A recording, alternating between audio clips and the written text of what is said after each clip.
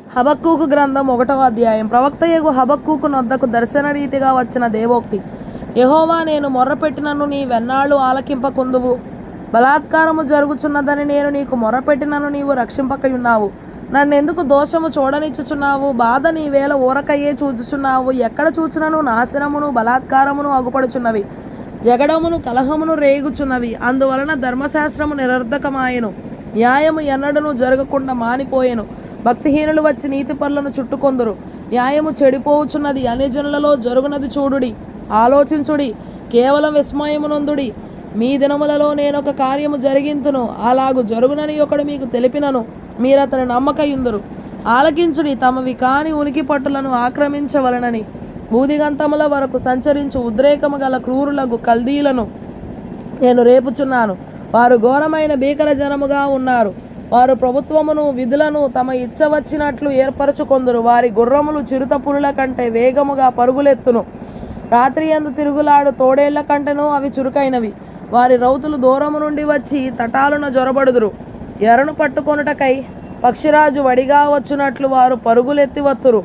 వెనుక చూడకుండా బలాత్కారము చేయుటకై వారు వత్తురు. ఇసుక రేణువులంత విస్తారముగా వారు జరులను చెరపట్టుకొందురు. రాజులను అపహాస్యము చేతురు, అధిపతులను హేళన చేతురు. ప్రాకారము గల దుర్గములన్నిటిని తృణీకరింతురు.